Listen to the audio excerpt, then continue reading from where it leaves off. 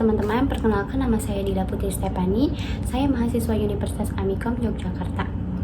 Oke, selamat datang di presentasi saya tentang sistem komunikasi penyiaran Indonesia membentuk masyarakat modern. Nah, yang pertama itu saya akan menjelaskan tentang apa itu penyiaran di Indonesia. Oke, sistem komunikasi penyiaran di Indonesia berperan sebagai jembatan yang menghubungkan informasi dari pihak penyiar kepada para pendengar atau pemirsa. Komunikasi ini dapat berlangsung melalui televisi, radio, internet, dan media sosial. Peran pentingnya dalam memberikan informasi, hiburan, dan edukasi menjadikan sistem komunikasi penyiaran sebagai sarana yang strategis dalam membentuk opini dan pandangan masyarakat. Nah, selanjutnya saya akan memberikan contoh kasus dalam sistem komunikasi penyiaran Indonesia ini. Yang pertama itu adalah kontrol pemerintah. Nah, salah satu permasalahan utamanya adalah pengaruh besar pemerintah dalam mengatur dan mengontrol isi siaran. Hal ini dapat menyebabkan terbatasnya kebebasan berekspresi dan meredukasi keragaman pandangan dalam ruang publik. Dan yang kedua itu ada dominasi media besar. Sebagian besar media massa di Indonesia dikuasai oleh kelompok media besar yang mengandalkan konten yang disajikan. Hal ini dapat menyebabkan munculnya bias media dan mengabaikan terhadap isu-isu yang lebih kecil atau kurang populer.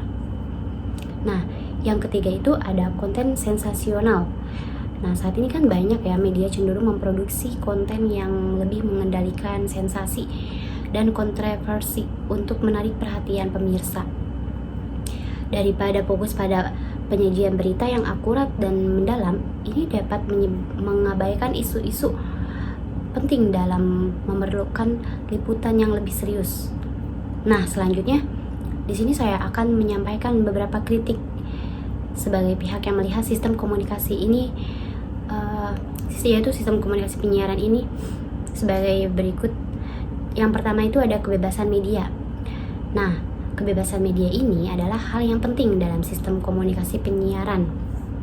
Pemerintah perlu memberikan ruang yang lebih besar bagi kebebasan pers dan menjamin bahwa media memiliki otonomi dalam menghasilkan konten tanpa campur tangan politik.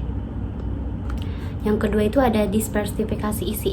Penting bagi media untuk memperhatikan keberagaman dan inklusivitas dalam menyajikan konten. Ini termasuk memberikan kesempatan yang lebih besar bagi suara-suara minoritas dan isu-isu yang relevan dengan masyarakat secara keseluruhan. Dan yang terakhir itu ada etika jurnalistik.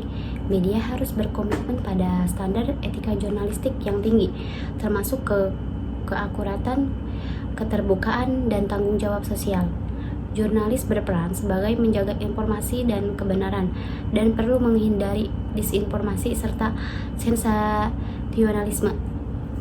Nah, yang terakhir nih di sini saya akan menyimpulkan bahwa sistem komunikasi penyiaran Indonesia memiliki peran krusial dalam membentuk masyarakat modern. Namun ada juga nih permasalahan yang tadi saya bahas, itu tentang kontrol pemerintah, dominasi media besar, dan konten sensasional. Tetapi di sini juga saya akan memberikan kritik dari saya sendiri, yaitu yang tadi saya jelaskan, penting untuk menekankan kebebasan media, diversifikasi isi, dan komitmen pada etika jurnalistik. Nah, semoga presentasi ini memberikan wawasan lebih penting ya tentang sistem komunikasi penyiaran di Indonesia dan mengilhami tindakan positif untuk meningkatkan kualitas dan relevansinya dalam masyarakat. Terima kasih telah menyajikan video presentasi saya kali ini. Mohon maaf apabila ada kekurangan dalam materi ini, dan sampai jumpa.